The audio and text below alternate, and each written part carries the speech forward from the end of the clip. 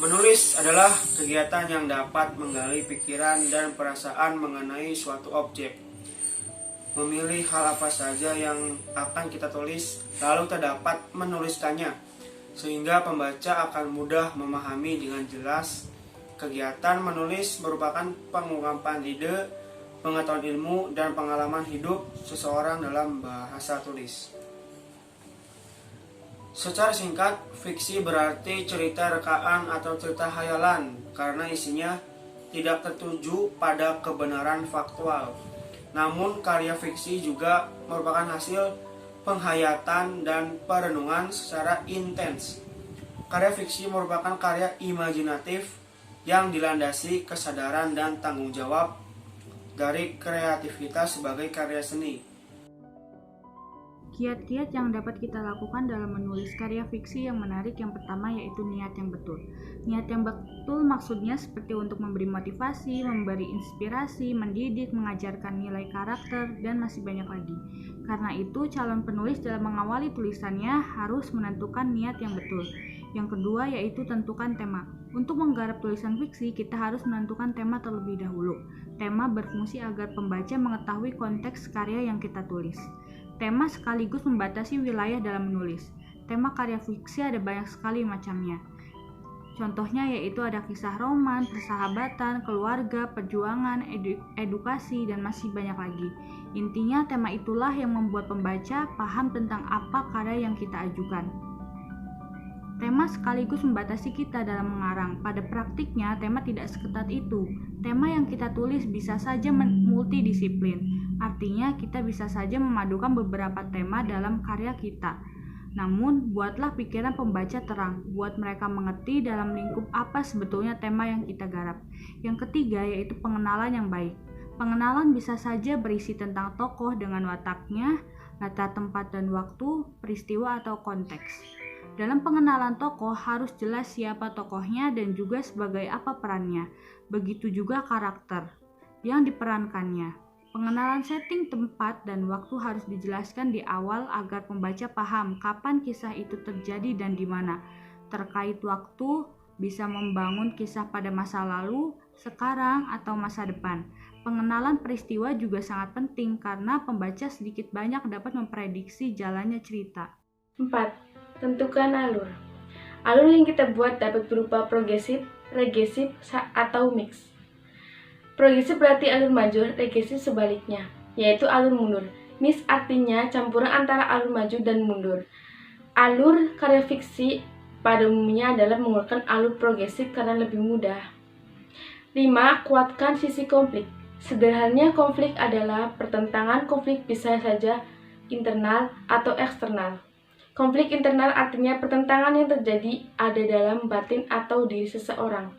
Sementara konflik eksternal adalah konflik antara dua orang atau lebih.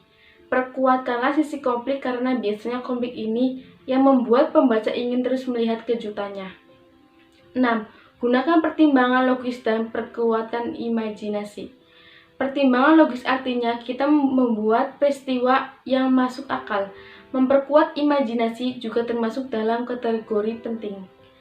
Karya fiksi adalah ruang kebebasan. Kita bebas membangun peristiwa apapun, namun harus menggunakan pertimbangan logis.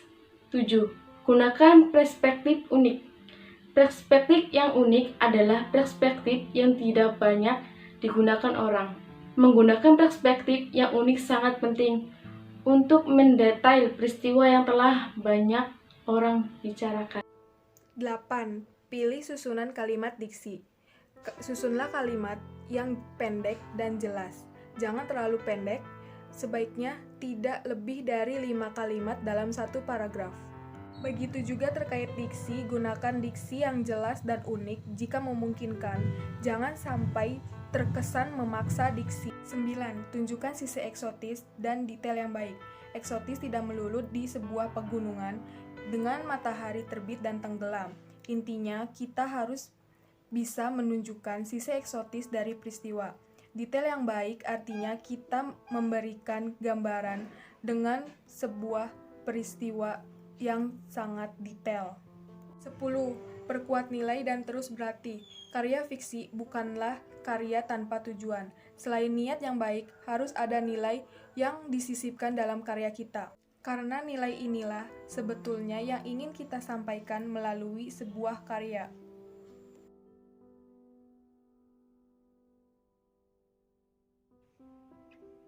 B. Kiat-kiat menulis puisi yang menarik. Menurut Bagdi Sumanto, menulis puisi harus mempertimbangkan sentuhannya. Sentuhannya itu disajikan lewat irama dan pilihan kata-kata. Daya sentuh sebuah puisi dalam istilah Plato dikenal dengan istilah mousike. Untuk bisa menulis puisi yang demikian, saran Bagdi Sumanto perlu merenungi pengalaman-pengalaman yang membuat hati tersentuh.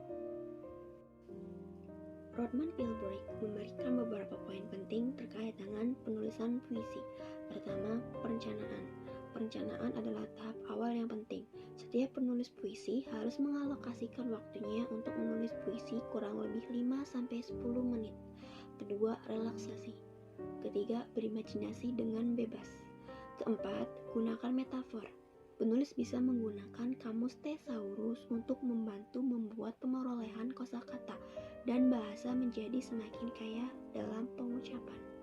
Saya akan menjelaskan beberapa tips menulis puisi. Yang pertama, tulislah puisi yang menyentuh hati, objek yang disukai, memori atau tempat, perkaya citraan dan penginderaan. Yang kedua, jadilah diri Anda sendiri.